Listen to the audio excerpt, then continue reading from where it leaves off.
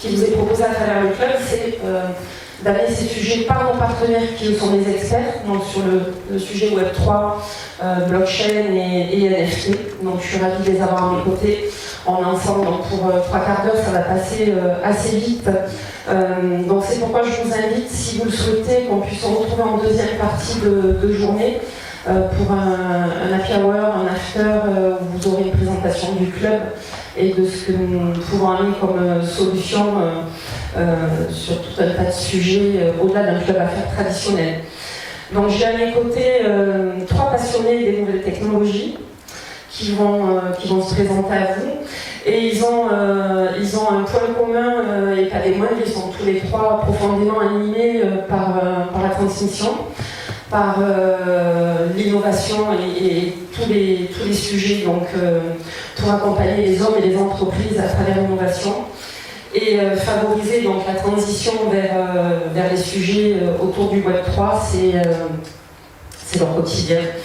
Donc je vais juste les nommer et puis ils vont se présenter à vous. Donc Kader de la société Metacard. Je te passe mon micro. Merci à tout le monde. Bonjour, donc je suis Kader Moudji, le CEO de Metacard. Et Metacard, c'est une plateforme qui permet aux marques de pouvoir créer des NFT pour la fidélisation, l'acquisition et la rétention d'une nouvelle clientèle. Manuel. Bonjour tout le monde, merci Virginie. Du coup, moi je suis chef de projet sur des projets IT, donc je me place essentiellement du côté du client pour bien comprendre quels sont ses besoins et qui ne partent pas dans n'importe quelle direction, étant donné que le Web3 c'est quand même extrêmement nouveau. J'interviens donc pour le Club Mec, qui représente Virginie sur sa partie blockchain, donc avec l'actif numérique du club en lui-même, dont on reparlera cet après-midi, et également pour l'entreprise du coup Softin, qui est une filiale du groupe de Capos, et qui met à disposition des consultants, que ce soit technique ou fonctionnel, pour apporter des talents là où les entreprises ne peuvent pas forcément salarier des personnes ou faire appel à des freelances, puisqu'il peut y avoir des risques à faire appel à des personnes indépendantes. Donc voilà. Merci beaucoup. Moi, c'est Mehdi Ladani. Je suis vraiment ravi. Je te remercie Virginie pour cette opportunité d'être à Laval, d'être dans ce super événement afin de pouvoir justement parler de mon expérience qu'on est en train de faire. Je suis ingénieur de formation. Après, j'ai eu l'avantage de pouvoir compléter par des masters en finance qui permettent d'avoir une vision 360 degrés. Je suis dans la blockchain depuis 2013, builder. J'ai fait ma première startup en 2014 dans le cadastre. Et après, je suis passé dans la partie stratégique pour accompagner les entreprises, témoin du Web 1, Web 2 et aussi Web 3, formateur dans une startup et aussi je peux écouter et étudier les projets qui se présentent à moi pour vérifier les faisabilités. Et parmi les projets, c'est les projets NFT dont on va parler tout à l'heure. Super, merci. Merci. Samira, merci qui nous a rejoint. Une touche féminine dans un monde quand même de technologie et plus particulièrement d'hommes, ça fait du bien. Merci Samira d'être à mes côtés. Merci à toi Virginie de nous accueillir. Merci à tous d'être présents pour cette table ronde. Je suis Samira Karache, je viens de Nice, je suis directrice d'innovation et d'entrepreneuriat pour l'université là-bas. Et je suis également porteuse d'un projet dans Web 3, ça s'appelle Presque. Très bien, donc merci à vous 4 pour vous donner quelques indications. On a beaucoup parlé des NFT et du côté spéculatif des NFT. Aujourd'hui, il y a aussi dans le monde du Web3 des NFT, des crypto-monnaies, donc une période qui est compliquée, qui est difficile, comme on le sait tous. Pour autant, 24,8 milliards de dollars, c'est le poids des ventes de NFT au cours de l'année 2022. Et malgré l'actualité qu'on connaît à travers le monde, donc ça cause quand même un petit peu. Et il y a eu 67,7 millions d'échanges, donc en volume d'échanges, réalisés à travers le monde au cours de l'année 2022 et qui constituent, toutefois, au vu de l'actualité, une augmentation de 11,4% par rapport à l'année précédente. Donc on est vraiment sur des enjeux économiques majeurs et au-delà au-delà aujourd'hui du côté spéculatif, en fait, on découvre quotidiennement les nouveaux usages de ces NFT et c'est le sujet qui va nous intéresser et nous animer. Donc Manuel, toi qui es souvent sur le terrain, donc du coup à accompagner des projets auprès des entreprises, aujourd'hui donc dans leur développement, comment est-ce que tu abordes tout simplement en fait le sujet des NFT pour qu'il soit facilement compréhensible et du coup adopté? Yes, merci. Quand il y a une entreprise qui vient avec un sujet retro NFT, j'essaie d'abord de voir d'où est-ce qu'elle vient, elle. C'est-à-dire qu'il va y avoir 3 grands profils. Il y a des entreprises qui vont avoir déjà un projet d'entreprise et ils vont y réfléchir sur les NFT en tant qu'amélioration de leur concept ou vraiment même disruption de leur marché. Donc ça, c'est hyper intelligent et c'est très agréable à recevoir. Il y a d'autres personnes qui vont réfléchir vraiment à comment est-ce qu'on pourrait utiliser la technologie du NFT. Du coup, c'est des personnes qui sont aussi assez averties et elles cherchent un cas d'usage duquel on pourrait s'emparer. Donc ça aussi, c'est assez intéressant, c'est des personnes qui creusent. Et puis, 2021-2022, il y avait toutes les entreprises, ou pas, enfin, toutes les personnes avec un peu d'ambition, on va dire, qui toquaient à la porte parce qu'ils avaient juste vu la lumière et généralement, plus que dans la NFT, ils avaient juste vu une image qui se vendait très cher, avec du buzz, de la hype, comme on dit, etc. Et ça, c'est super problématique. Donc j'ai l'envie en fait de pouvoir vous catégoriser un peu les différents types de NFT durant les différents usages. J'ai fait l'exercice à Blanc hier, j'en ai eu pour à peu près 20-30 minutes, donc je ne vais pas vous faire ça. Je vais simplement vous passer pour moi les 2 choses qui me tiennent le plus à cœur. La première, c'est que par rapport, donc j'enlève le côté spéculatif, et par rapport vraiment au cas d'usage, en fait, le NFT, qui est l'association d'un média et d'un contrat. L'aspect média, je dirais qu'il est vraiment utile ou fondamental dans le NFT à peut-être 20% maximum des cas. Et les 80% autres, finalement, c'est pas le média qu'on voit, ça c'est sympa, c'est la face émergée ou immergée de l'iceberg, et on s'attache à ça parce que ça parle, c'est de la com, et finalement, là où est vraiment la valeur du NFT, généralement, à 80% des cas, on va dire, c'est dans le contrat qui va avec, ce que permet le NFT. Si on reste dans un premier... Donc ça, c'est la première chose vraiment que j'ai envie de transmettre avant d'éventuellement de catégoriser un peu. Mais ne vous attachez surtout pas à l'image, sauf qu'on a vraiment éventuellement affaire à un artiste ou à un phénomène historique. Cherchez beaucoup plus qu'est-ce que permet le contrat, qu'est-ce que permet la détention de ce NFT en tant qu'objet d'identification. La deuxième chose, c'est que ces entreprises qui voient de la lumière, quand elles frappent à la porte, elles pensent uniquement à une vente. Paf, je vends, je me fais plein d'argent, et ensuite c'est fini, quoi. Elles n'ont absolument aucune vision long terme. Et ça, c'est catastrophique et c'est vraiment, comment dire, c'est antinomique avec la notion de NFT lui-même, parce que la notion de NFT veut amener la rareté. C'est non duplicable. C'est-à-dire que quand vous créez une collection NFT, c'est pour qu'il y ait un nombre de pièces limitées. Alors que quelqu'un qui a une vision avec uniquement une vente au coup par coup, ben il fait une série 1 de NFT. Bon, ok, les gens ont éventuellement un avantage, ensuite ça s'arrête là. Ensuite, il inonde le marché avec une série 2 de NFT.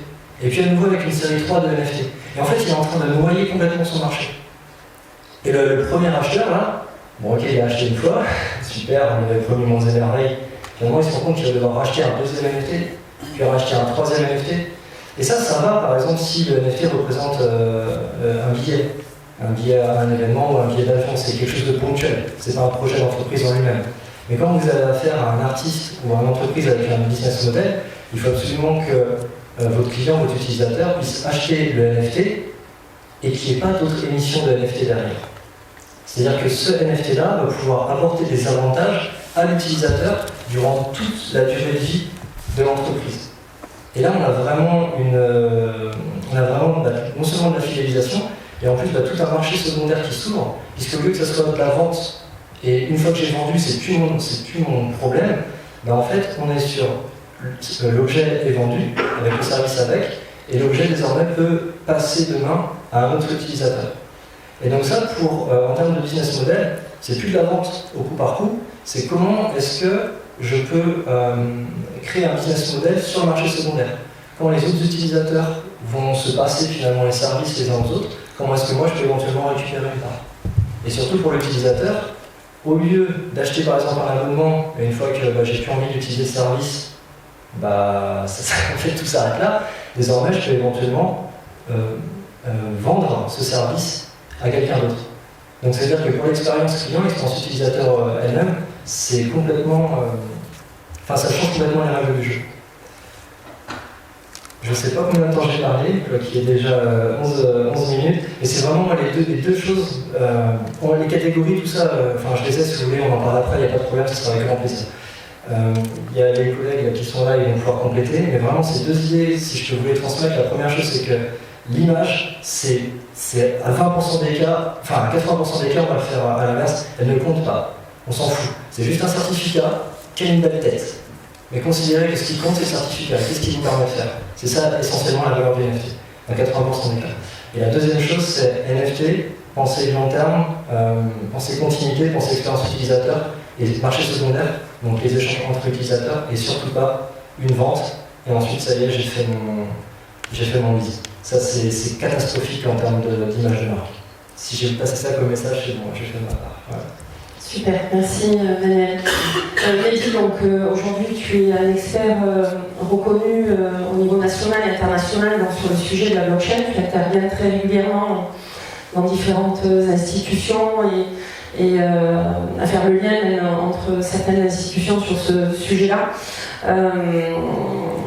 Qu'est-ce qui pour toi sont les principaux enjeux des NFT par rapport à la veille que tu peux observer à travers toutes tes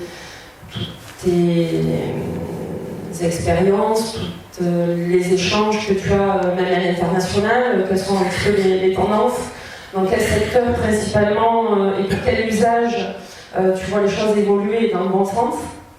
Merci beaucoup Virginie, cette question n'est pas facile, elle est stratégique. Je suis vraiment ravi que tu l'as posée. En complément de ce que mon collègue vient de présenter pour les projets NFT, effectivement, lorsqu'on dresse l'historique de NFT, on remarque que les entreprises, lorsqu'ils utilisent des projets NFT il y a 4 ans en arrière, c'était la hype.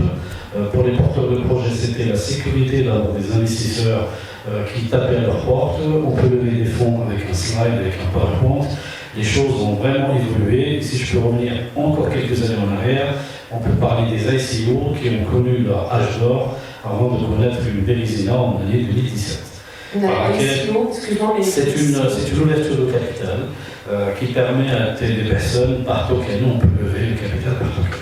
En fait, la communauté, ils ont dit à tout leur gouvernement, laissez-nous tranquilles, on se débrouille complètement bien entre nous, mais lorsqu'il y avait des arnaques, lorsqu'il y avait des petits porteurs qui ont été lésés, et que ces petits porteurs sont retournés vers leur gouvernement respectif, les gouvernements, ils ont dit attention, on ne peut pas vous laisser faire comme ça, il faut absolument qu'on ait un peu de réglementation, c'est ce qui était fait avec le PSAN, etc. Maintenant, revenons à la question que tu as posée. C'est vrai que les projets NFT, ce n'est pas uniquement pour dire à une entreprise tu peux briller et tu peux être beaucoup plus impactante dans ton marché parce que tu as un service NFT. Il faut vraiment que ce soit étudié en amont. Lorsqu'on parle d'enjeux, il faut d'abord parler de bénéfice-risque. C'est pour ça qu'il faut absolument que l'entreprise mesure l'impact de ces enjeux. On remarque que les projets NFT, les projets photo, comme il a dit tout à l'heure, on ne va pas acheter une photo et après on va essayer de monter en charge et on peut spéculer, ça ne marche plus. Maintenant on a des NFT d'utilité, c'est-à-dire des entreprises qui l'ont bien compris et des investisseurs qui restent encore attachés à ce genre de proposition de valeur. Je vais donner quelques exemples. Une entreprise qui veut vraiment garder leur clientèle. Donc ces entreprises, ils ont besoin de créer des objets uniques qui permettent à leurs consommateurs, leurs clients finaux, de garder le lien avec l'entreprise. D'ailleurs, comme on a parlé tout à l'heure avant de commencer la table ronde, j'étais assez surpris au salon Vivatech l'année dernière, combien d'entreprises de luxe ou de haut de gamme avaient leur clientèle très férue des produits NFT. Parce qu'ils cherchent de garder le lien auprès de leur marque. Et c'est quelque chose d'assez intéressant. Donc il y a beaucoup d'entreprises de luxe, maintenant d'autres entreprises qui le rejoignent, qui essaient plus ou moins de pouvoir profiter de cette chose-là et de pouvoir garder le lien avec leurs clients. Il n'y a pas que ça. Pour les éditeurs de jeux, et d'ailleurs j'ai beaucoup aimé la présentation du projet de tout à l'heure, lorsqu'il parle du projet jeu, la véritable difficulté de ce genre de business model, c'est de garder la communauté active. Il y a forcément des entrants et des sortants, et garder une communauté, un set de communauté active tout le temps, il faut innover. Et parmi les choses qu'il faut innover, il faut créer des choses sous forme NFT pour attirer toujours le challenge des personnes qui sont des gamers pour continuer à jouer.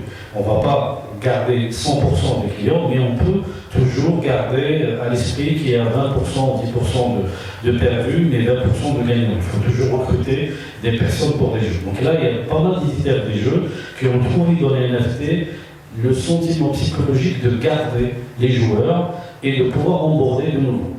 Il n'y a pas que ça, on peut trouver aussi parmi les entreprises qui ont calculé l'enjeu, je peux donner des bons et des mauvais exemples, l'entreprise Lamborghini, lorsqu'elle a fait sa collection NFT, ce n'était pas des modèles de voitures, c'était carrément un cahier de, comment on appelle ça ? De suivi. De suivi de voitures. Donc au lieu d'avoir un cahier de voiture de suivi sous forme de papier, les propriétaires ils ont un NFT qui leur permet de maintenir le suivi de leur voiture. C'est vraiment très intéressant et lorsqu'on a les moyens d'acheter un Lamborghini, c'est toujours classe et fun d'avoir un NFT correspondant. D'autres entreprises, ils ont vu que dans la société, il y avait un besoin de vérifier la réputation. Donc, engager un budget, comme il le dit dans les projets, il y a des entreprises qui viennent, ils se voient la lumière et rentrent, et tu as tout à fait raison. Il y a parfois des entreprises qui cherchent un peu comment répondre à un besoin. Le besoin de réputation, et parmi les exemples les plus pratiques, c'est les diplômes. Donc, comment je peux vérifier qu'un candidat ait un diplôme vrai, reconnu. Donc il faut absolument qu'il y ait une entreprise qui permet de tracer, en partenariat avec les écoles et les universités, d'avoir créé, d'ailleurs on a des exemples, comme ici Diploma et autres, et carrément c'était une traçabilité sur la blockchain qui nous permet de vérifier. Donc on peut y mettre, en plus d'un diplôme, un NFT qui permet justement au candidat d'économiser du temps pour lui et pour l'entreprise qui va recruter sur la solidité de son diplôme. Ça permet de gagner du temps. On peut aussi trouver d'autres cas pratiques à l'usage des NFT qui permettent justement de vérifier. Et d'ailleurs, on a avec nous, et c'est la chance d'avoir M. Kader avec nous, qui a une entreprise qui permet de pousser le projet Metacart, auquel j'y crois, c'est pas parce que je suis dans le panel, et ça permet de donner un NFT, un cas d'usage très pratique auprès des utilisateurs. N'oublions pas, lorsque moi j'ai des projets qui se présentent à moi, je leur dis toujours, je fais une petite pause, je fais une parenthèse, je leur dis, est-ce que votre projet répond à un problème? Est-ce qu'il améliore un service? Donc on revient toujours à des méthodes classiques du business du web. S'il répond ni à un problème, ni il corrige un problème, ni il améliore un service, là il y a une petite particularité assez compliquée de croire au futur. Sauf lorsqu'on est dans une petite catégorie qui est la culture, comme le jeu, et si on peut l'allier, comme tout à l'heure, le projet qui est exposé dans une présentation tout à l'heure, le climat, le permettre de faire un jeu qui permet justement de dire je sers à quelque chose en jouant, là ok. Mais si je ne réponds pas à un service, si je ne résous pas un problème, le projet dès le départ il est mal barré. Après, parmi les choses qui permettent justement de donner la cohérence au projet NFT, c'est important de savoir le marché. Parce que si j'écris un projet intéressant, mais je n'ai pas le marché, j'ai juste un petit bout de marché, il faut vraiment se poser la question de l'utilité de faire un projet NFT. Rajoutons en dernier, les enjeux que les entreprises peuvent faire, c'est est-ce qu'on peut créer une communauté de nos clients? Et est-ce qu'on a des méthodes, on a des outils, la carte de fidélité, on a des outils qui permettent de faire des soirées de vente privée, et NFT est sorti comme un coup magique pour les marketeurs, pour les spécialistes marketing, de trouver le lien avec les clients et de dire, voilà, non seulement on va connaître nos clients, on va avoir une politique de CRM, et le coût, parce que quelque part, avant de finir, de laisser mes collègues parler, et peut-être je reviendrai après, s'il y a des questions là-dessus, c'est qu'à chaque entreprise, lorsque quelqu'un va nous présenter un projet NFT, il va lui dire, ça coûte combien? Est-ce que j'ai un retour sur investissement? Est-ce que c'est rentable? Et de combien de temps je peux récupérer une mise. Donc lorsque le marketeur va définir que c'est rentable sur 3 ans vers moins, et bien le projet devient intéressant et l'enjeu, vu que la question que tu m'as posée, devient intéressant. C'est-à-dire on fait un coup et on puis Et après, on peut récupérer cet investissement et l'entreprise, elle gagne le beurre et l'argent du beurre. Et d'ailleurs, maintenant, les NFT d'utilité, c'est vraiment un enjeu technologique, vu que les projets Web3 sont très stressés, mais on a encore des VC, des private equity qui investissent dans les projets NFT d'utilité. Voilà. Merci beaucoup. Alors le lien est tout fait avec l'ADEME. Du coup, par rapport au sujet marketing et tous les enjeux pour les entreprises de fidéliser leur communauté, d'apporter des nouveaux services, de pouvoir s'adresser à des cibles spécifiques en fonction du produit ou du service qu'on veut amener, à un moment donné aussi. Moi j'ai une petite histoire dans le marketing, dans mes anciennes activités. Du coup, je fais là tout le lien. Quels sont pour toi, en termes de business, on a parlé de business, les secteurs à qui ça va profiter en termes de business, qui sont les premières entreprises, activités qui ont plutôt intérêt, j'ai envie de dire, à très rapidement se pencher sur ces sujets-là? Bah écoute, moi j'ai envie de dire toutes les marques en vérité, que ce soit des marques de luxe ou des simples petites boutiques en ligne. Aujourd'hui, les marques ont une vraie problématique, elles n'arrivent pas à s'interfacer avec cette classe d'actifs qu'on va appeler les digital natifs, donc les 18-34 ans. Elles n'arrivent pas à le faire malgré des coups commando, des coups d'action par-ci par-là. Pourquoi? Tout simplement parce qu'aujourd'hui les jeunes ont besoin d'avoir une relation privilégiée avec les marques. Elles ont besoin que ces marques comprennent leurs besoins et leurs envies.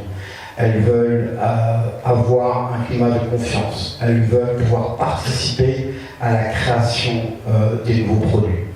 Et donc, le NFT, c'est vraiment l'outil parfait pour. Parce qu'avec un NFT d'une marque, demain, vous allez acheter, je ne sais pas, je vais vous donner un exemple, vous allez acheter, vous êtes la marque Mike, le cousin d'un grand équipementier que tout le monde connaît.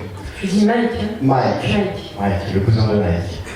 Vous allez pouvoir donc acheter ce NFT, et ce NFT aura plusieurs cas d'usage. Le premier, ça peut être du cashback. Le deuxième, ça peut être la paire physique, mais aussi son wearable pour habiller son avatar. Mais c'est aussi le fait de pouvoir travailler avec les artistes, les designers, et commencer à co-créer de futures collections. Ça peut être aussi le fait de pouvoir être les premiers à profiter d'une série limitée. Ça peut être le fait de pouvoir échanger avec les égéries de cette marque. Et ça peut être plus. Dans ce simple exemple, vous comprenez qu'il y a une proximité finalement entre le client et la marque. Dans ce simple exemple, vous comprenez que la marque crée une communauté plus forte, plus engageante. Les futurs ambassadeurs de la marque. Et donc, il n'y a que la technologie de la blockchain, les NFT, qui peut offrir ça. Et aujourd'hui, c'est une réelle problématique. Est-ce que j'ai répondu à la question? Je pense, oui, vous en pensez de mon avis, oui. C'est vrai qu'on est sur du marketing qui était tourné produit jusqu'il y a encore peu de temps. Et là, on arrive vraiment sur le marketing tourné vers l'expérience client, vers le client. Et donc, la réponse du NFT est une vraie réponse qui a beaucoup de sens, et donc avec des usages nombreux, comme tu viens de le résumer. Et je peux même rajouter en donnant 2-3 chiffres. Depuis 8 ans, il y a eu 222% d'augmentation du coût d'acquisition pour les marques. 222%. Il y a à peu près 75% des 18-34 ans qui souhaitent avoir une relation particulière avec les marques. Et il y a à peu près 66% des clients, donc 66% des consommateurs, qui souhaitent que les marques comprennent leurs envies et leurs besoins. Et le NFT est là pour ça. Avec la possibilité aussi de personnalisation. Bien sûr. Tout à l'heure. Bien sûr, on est vraiment dans le jeu. Super. Eh bien, Samira, comme je le disais, je suis ravie d'avoir une présence féminine à cette table ronde sur la technologie NFT. Donc toi, tu as une expertise aussi de nombreuses années dans les nouvelles technologies, l'innovation, l'entrepreneuriat, avec cette envie aussi de transmettre et animée par ça. Sur des sujets qui qui sont autour du monde artistique. On l'a quand même un petit peu évoqué, mais aujourd'hui les enjeux sont énormes aussi. Alors moi, ma fille a fait des études dans le design de mode, et j'ai plusieurs fois entendu par exemple que des designers se voyaient voler leurs idées par des grandes maisons. Mais c'est le cas aussi dans la musique, c'est le cas dans plein de domaines artistiques. Donc pour toi, quels sont les enjeux du NFT? Qu'est-ce qu'ils vont ramener finalement à l'artiste que l'artiste n'avait peut-être plus ou pas suffisamment? Peux-tu nous aborder un petit peu cette thématique? Oui. Alors, pour répondre à ta question, je vais aborder le contexte du monde de l'industrie culturelle et créative. Parce que ça couvre ce que tu dis, le monde des arts. Ça recouvre en fait tout ce qui concerne donc la musique, le cinéma, les spectacles vivants, les créations artistiques classiques ou numériques. Et même inventeurs. Et finalement, les inventeurs qui inventent. Même l'inventeur. Voilà. En fait, là où le NFT, et c'est pas un hasard si le NFT a commencé par être une création artistique, en fait, parce qu'on a connu d'abord toutes ces collections. C'est ce qui a représenté, je crois, le plus gros chiffre d'affaires des NFT depuis le début de la création des NFT, c'est les créations des collectifs, avec ces photos de profil. Ensuite, il y a eu tout ce qui concernait le gaming, et enfin des créations artistiques pures et enfin, il y a aussi d'autres applicatifs, effectivement, qui ne concernent pas le domaine industriel, de l'industrie culturelle et créative. C'est pas un hasard si c'est rentré par cette porte-là. C'est que, en fait, le NFT va révolutionner ces industries par des nouvelles capacités de financement moderne. Bon, on a évoqué tout à l'heure le cas du billet d'entrée dans un spectacle vivant, les concerts, les spectacles d'artistes, etc., ou même les stades de foot, et une place. Ça, c'est un cas à part. Mais là, ce que je voulais aborder, c'était vraiment le cadre du financement de la création. Si on prend par exemple le domaine du cinéma, on a vu, je crois que c'était en 2021, fin 2021, le premier film de l'industrie hollywoodienne qui a été financé par le NFT, et c'était Martin Scorsese qui l'avait lancé. Et ça, c'est une véritable révolution dans le financement du film, parce que ça squeeze complètement les productions et toute la chaîne qui va avec. Et le spectateur du film n'est plus un consommateur de tickets de cinéma, mais devient presque un actionnaire du film. Et il est intéressé au résultat du film en ayant acheté ce token qui lui donne ce droit. Donc imaginez un petit peu ce que ça peut représenter. La révolution, elle est de l'ordre de ce qui s'est passé quand des plateformes comme Spotify sont arrivées dans le monde musical. Alors, vous imaginez le type de révolution auquel on accède. Si on regarde maintenant du côté de la musique, justement, on a eu plusieurs chanteurs, artistes du domaine musical qui avaient lancé des collections de NFT qui n'étaient pas terriblement satisfaisantes. Mais ce qui va être intéressant, c'est que le chanteur ou l'artiste, le créateur musical, va pouvoir se libérer en fait, du modèle actuel de financement de son art, parce que il va pouvoir créer un lien direct avec ses fans, soit seul, soit en créant un groupe, un label musical, et donner accès uniquement à ses détenteurs, aux détenteurs de ces NFT, ou du NFT du groupe, à son contenu. Ça aussi, c'est une révolution au niveau de l'industrie, de toute la chaîne de production musicale.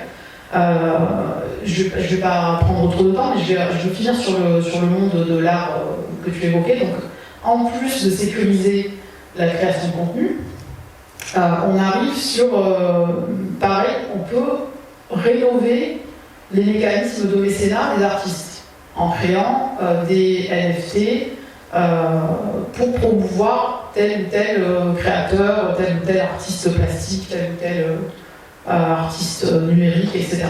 Ça, c'est pareil, c'est des choses qui vont bouger les lignes actuelles de financement, de soutien à ces artistes ancrés ou émergents. Et c'est là que c'est intéressant en fait, le NFT. On voit bien qu'il n'y a pas que la photo de profil ou le collectible qui va perdurer. Ça, c'était le début du NFT. Il y a vraiment des cas d'usage très intéressants. Dans les médias aussi, il y a des tentatives actuellement de médias libres financés par le NFT et qui va permettre aussi, ou alors le NFT qui va authentifier la paternité de telle ou telle information et qui va pouvoir être tracé. On va savoir qui a été à l'origine de telle ou telle information, telle ou telle nouvelle, etc. Voilà, j'ai pas été trop long, mais j'espère. Il y a tellement de possibilités et d'enjeux. C'est vrai que pour les artistes, il y a aussi le fait de pouvoir financer, mais le fait aussi de pouvoir toucher les royalties derrière. À chaque fois que l'œuvre va être utilisée, ça c'est aujourd'hui possible à travers les 500 tracts et c'est hyper intéressant.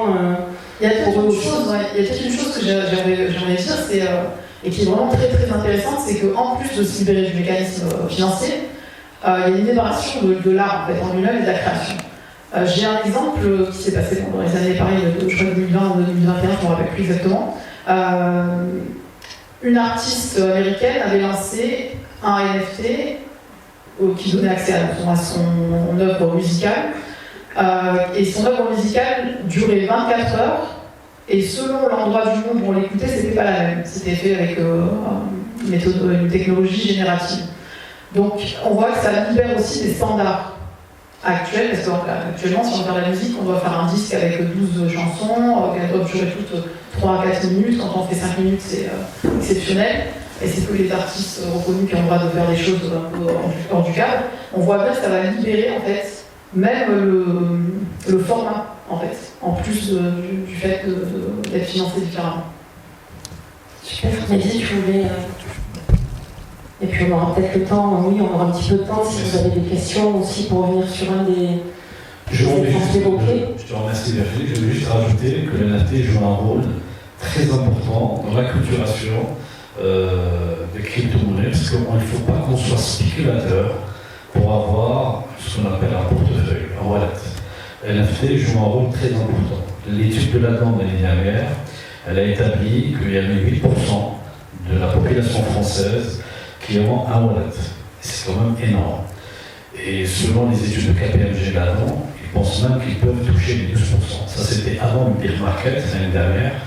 Et selon nos estimations actuelles, on a même doublé ce chiffre. Je me rappelle d'une conférence qu'on a donnée à une grande école de commerce sur Paris, sur les NFT justement, et à un moment donné, on a posé la question aux auditeurs. On leur a dit qui a déjà une crypto-monnaie, qui a déjà acheté ou vendu. On peut faire le test si tu veux dans la salle. Je ne sais pas qui a déjà acheté. Qui a déjà un wallet. Voilà. Donc on avait plus ou moins un public pareil, par plus, et la population était entre 18 et 21 ans. Donc on a dit, on est en train de vivre un moment extrêmement différent et spectaculaire. Je me rappelle que lorsque j'avais 24 ans, le lien que j'avais avec ma banque, c'était la conseillère client de la banque. Il faut absolument que je sois très poli, très gentil pour prendre rendez-vous, alors que maintenant notre banque est dans notre téléphone et on n'a pas forcément besoin de cet expert client de banque. Donc la jeunesse d'aujourd'hui, ils ont un lien particulier avec la technologie. Ils aimeraient bien avoir contact avec les crypto-monnaies et autres, mais ce n'est pas uniquement dans le but spéculatif. Donc moi je pense que les NFT vont jouer un rôle très important dans l'acculturation, d'avoir des gens beaucoup plus importants dans la société qui savent c'est comment être. Parce que pour l'instant, il y a des projets, même si je fais un peu de leur-piste pendant 30 secondes, il y a beaucoup de projets dans le paiement, aussi bien crypto, fiat, c'est la monnaie locale, mais la vraie monnaie. Il y a des entreprises qui veulent absolument proposer leurs solutions. Le plus grand obstacle à cela, c'est l'acculturation du public. Et donc, bizarrement, les NFT qui ont été décriés ces derniers mois, c'est eux qui vont augmenter la culturation et permettre aux utilisateurs d'avoir dans leur poche une carte bleue Visa, une carte bleue bancaire et aussi une carte bleue qui leur permet de payer parce qu'ils ont déjà le wallet. Sans oublier qu'il y a des projets qui sont dans le Web 3, des projets de Play to Earn, c'est le projet de jeu, c'est des projets Web 2, et uniquement la clé, elle se fait par une authentification par wallet et par un NFT. Donc un NFT, ça peut être un objectif, ou un moyen. D'ailleurs, il y a beaucoup d'entreprises qui utilisent des NFT et ne disent même pas que c'est un NFT. Et c'est complètement transparent. Donc moi je pense que les NFT vont jouer un rôle important dans la société, ce qui permet justement de permettre aux entreprises d'innover et de dire que lorsqu'on a ici un budget marketing ou un budget pour connaître nos clients, et on a parlé tout à l'heure, c'est qu'il y a quelqu'un qui n'a pas de voiture, il reçoit un appel téléphonique d'une voiture. Monsieur, on vous vend des pneus, mais alors la personne dit. C'est du vécu, ça. C'est du vécu, on m'a appelé pour des pneus, je n'avais pas de voiture. Donc, l'entreprise va connaître les clients, les entreprises vont fidéliser leur clientèle, et aussi on aura sur le marché des entreprises innovantes qui vont permettre d'avoir clé en main auprès des entreprises sous marque blanche la possibilité de les accompagner dans leur stratégie. Et je trouve qu'on est en train de vivre un monde magnifique. Le métaverse, il y a un lien entre NFT et métaverse, même si le métaverse pour moi ça prend quelques années pour se démocratiser. Il y a uniquement des entreprises de luxe qui font une ponction sur leur budget marketing pour faire du métaverse. Il y a quand même un lien avec un NFT. Donc un NFT, c'est un symbole, c'est un acronyme qui va nous suivre. Il faut absolument, comme il a dit tout à l'heure, il ne faut pas que les entreprises le font des projets uniquement pour dire on a un projet NFT. Il faut que l'NFT ait un impact et un calcul d'enjeu vraiment étudié pour ça. Un sujet qui nous concerne tous quand même, dont on entend beaucoup parler aussi au niveau de la justice, c'est l'usurpation d'identité. Et donc ça va arriver puisqu'ils sont en train de travailler aussi sur le sujet à travers le NFT, une carte d'identité numérique finalement. Et donc ça va arriver dans le quotidien très très très vite.